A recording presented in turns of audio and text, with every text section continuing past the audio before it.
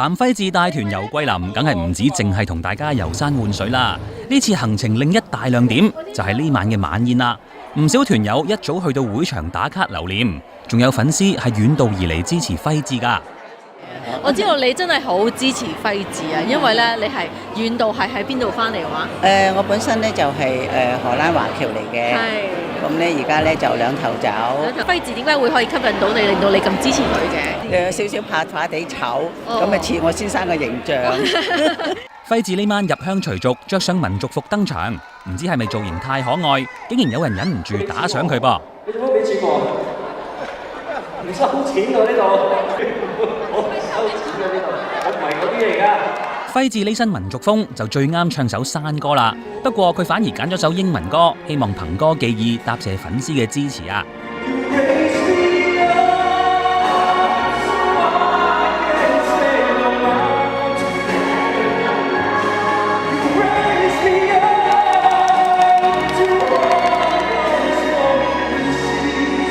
呢次嘅桂林之旅，輝智嘅家人都有總動員參與。講到最重要嗰位，當然唔少得譚媽媽啦。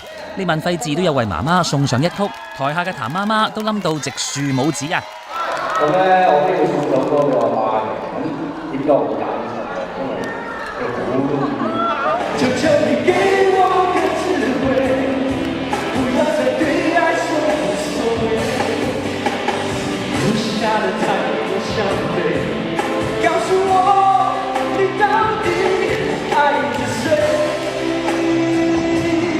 而同樣好唱得嘅譚爸爸呢晚更加霸氣登場。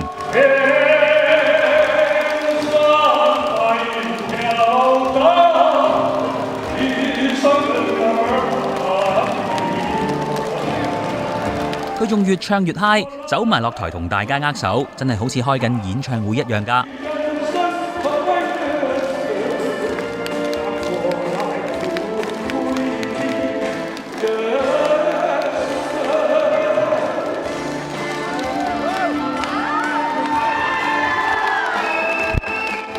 你覺得爸爸今晚唱成點？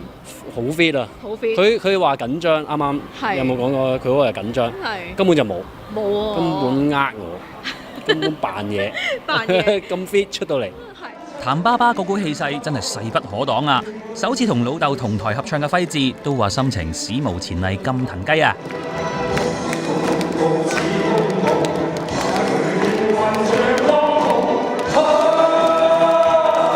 但係當你同佢一齊合唱嘅時候咧，會唔會調翻轉你緊張啊？我緊張㗎，第一首好緊張。點解咧？有啲比賽嗰條梯啊，即係兩三級嘅啫喺度。係。個比賽嗰時有兩雙個真嘅。同埋有一刻我見到咧，其實係幾溫馨，就係爸爸同你喺台上面咧，佢又搭住你個膊頭咁樣咧，哇！有冇毛管動啊？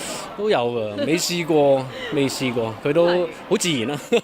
因為經歷過今晚之後，你覺得個感覺正唔正？會唔會希望下次可以再有得 encore 咧？經過今晚，希望佢受我玩啦。之後佢嗰啲 show 會希望會睇下會唔會請下我啦。我其實呢個都係心願，我想叫埋阿妹睇到佢。你頭先唔捉埋佢上台嘅？唔得㗎，佢一巴扯埋嚟，佢唔理嘅，佢唔理嗰啲 cam 嗰啲嘅，照樣兜嘢㗎，係啊。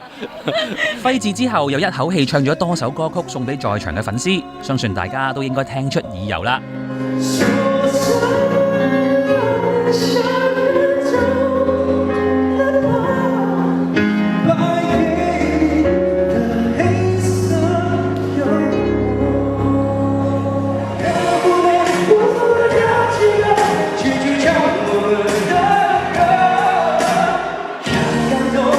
一辈子都记得。